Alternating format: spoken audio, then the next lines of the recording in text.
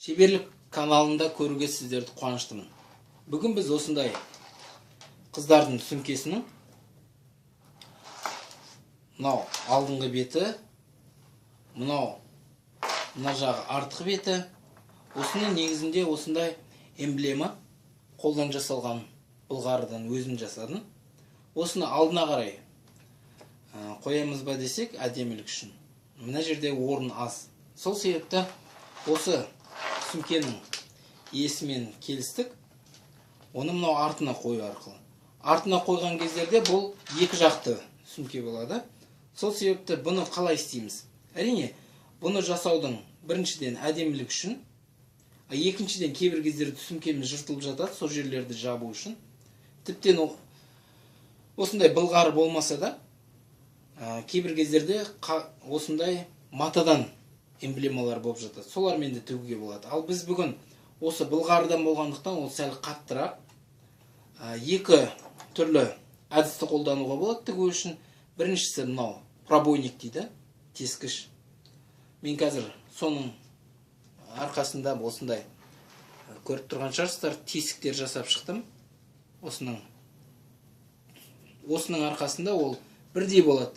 Әрбір осындағы тігіс жолдары. Бірақ дегенмен де бұндай пробойник бәрінде бірдей бола бермеуі мүмкін үйінде. Сол себепті мен осындай бігізді қолдануды шештім. Бігізбен тігеміз. Қолдану үшін біз осындай жіп, бұл жіпке воск қосылған. Соның арқасында бұл жіп әдеттегі жіптерден айырмашылығы бар. Бірақ қандай жіп қолданасыздар, олар өздеріңіз шешесіздер. Аяқ киім тігу үшін де қолданатын жіптер бар, соларды да қолдансаңыздар болады. Енді мынаны біз бірінші кезекте осы жерден мен өлшеп алдым. Осындай сантиметрмен дәл ортасын таптым. Мына жерде ортасы болып тұр. Сонымен қатар мына жерден ортасын таптым. Енді мен не істеймін? Шамамен мынаның да ортасын табуым қажет болады. Оның ортасы 7,5, 3,5, 3,7. 3,7 ол шамамен осы жер болады. Осылай өлшеп алдым.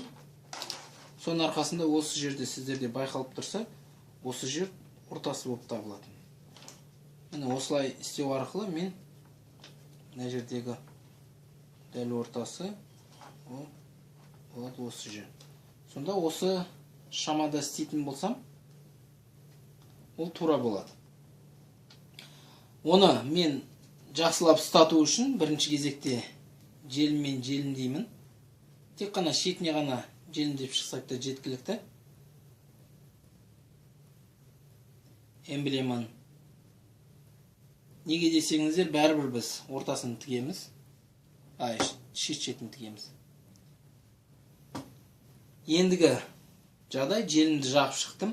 Бұл не үшін қажет десеңіздер, тігіп жатқан кездерде қойған орнынан жылжып кетпей үшін.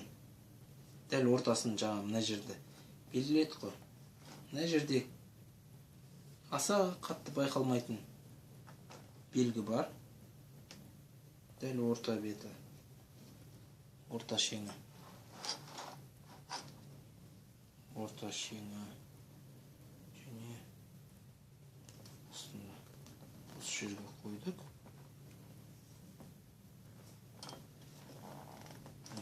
Бұлай көзбен де өлшеп аламыз. Сәл бұлай жылжытуға қажет.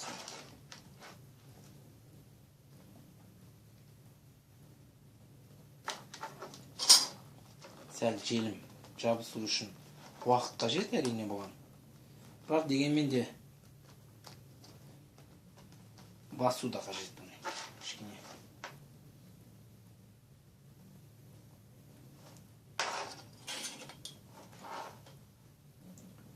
Мына жерде 3,5, 4 сантиметр себепті. Сәл жоғарыға көтереміз. Әрине көзге әдемі түсу үшін 4. Мына жағынан 4-ге сәл жетпейді. жерімді алып тастайын. Егер жасымыз үшін. Мына жағынан 4-ке жуық. Мына жағынан 4-тен асасы сөйтіп. Былай жылжытамыз. Желім өзінің жұмысын жасап жатыр. Сол себепті.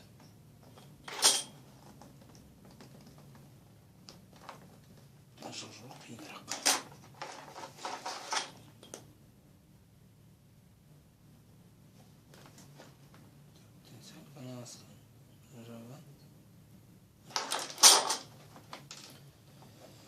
Мынандай желімді бірден алып тастаған жақсы. Неге? Өйткені ертең астындағысы сөмке былғары емес.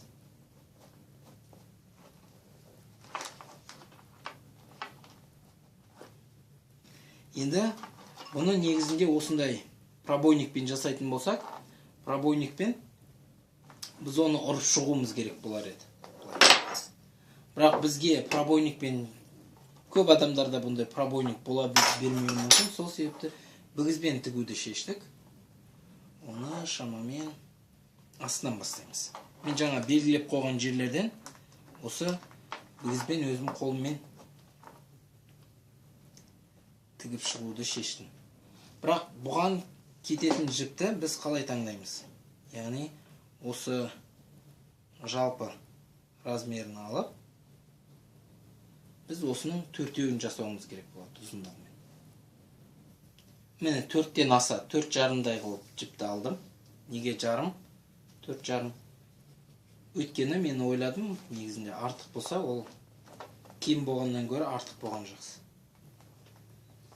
Бұл тігісті мүмкін біріміз білерміз, біріміз білмеспіз. Бірақ қалай болған күнде де, егер қажет деп тапсаңыздар, егер үйренем деп осы тігісті, кейінгі бір осылай көрсетілім бірінде сіздерге көрсетермін, үйретермін. Сіздер егер қаласаңыздар, астына жазып қойсаңыздар болады, видеоның астына осыны үйренгім келеді деп. Мен іш жағымдағы жіпті сәл артығынан алып жатырмын. Яғни ұзындықпен қараған кезде мен сәл артық. Неге? Өйткені оны кейінірек біле жатасыздар. Үйренген кезде, әне қараңыздар, тесікпен кіргіздім. Ішіндегі жіппен алып шығып, осылай тігем. Осылай тігіп бастадым. Тура жаңағы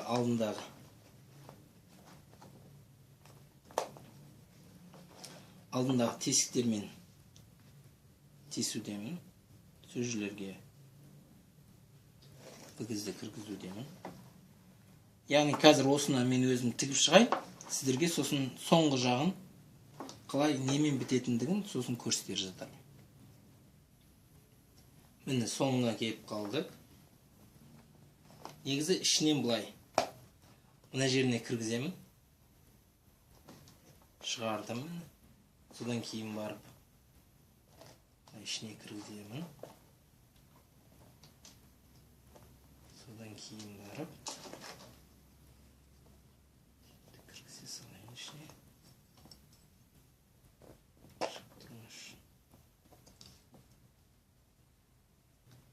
Міне соңғысы тігісін тігіп жатырмын.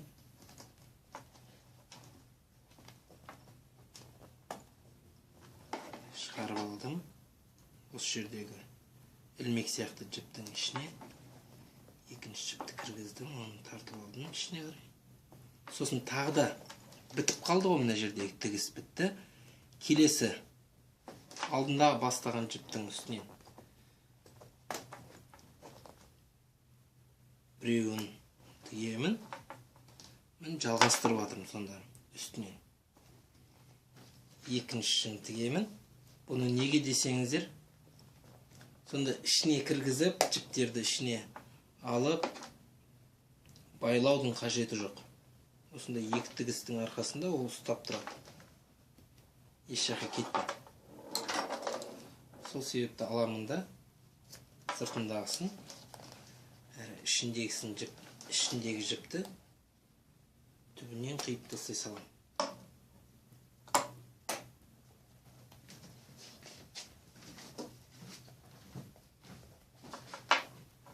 ертегі шығып тұрған.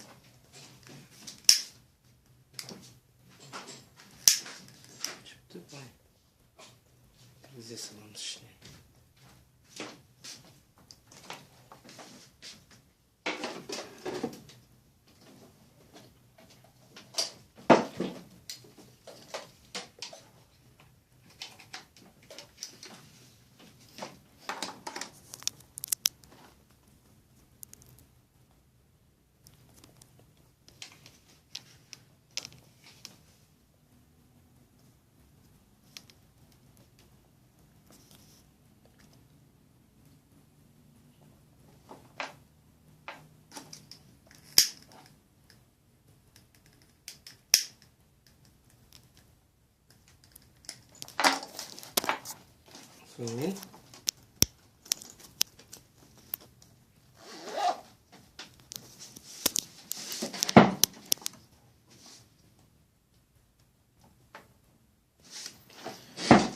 Сонымен біздің сүмкеміз бітті.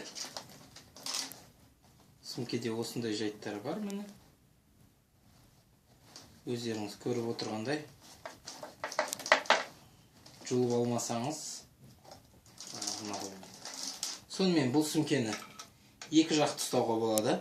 Алды болса, арты болмақ. Бірақ артының өзі алды сияқты қолдануға болады. Әне қараңыздар. Бұлай ілініп тұратын болса, бұлай болып әдемі болып тұрады. Ал келесі жолы қаласаңыздар, мынау инемен қалай тігуге болады? Иненің көмегімен екі жағынан жіпті істеп, осылай тігісті қалай тігуге болатындығын көрсетеміз. Сіздер лайк қойыңыздар, немесе сонымен қатар осы каналға жазылсаңыздар. Ал өздеріңіздің алып қосарларыңыз болса, немесе тағы да басқа да не көргіңіз келеді, осы каналдан тағы да осындай шеберлікке қатысты жазсаңыздар болады. Сонымен қатар қоңырауларды, астында қоңырауды басып қойыңыздар. Сол қоңырау сіздерге жаңадан шыққан видеоларды көрсетіп тұрады. Ескеріп. Қош сау болыңыздар.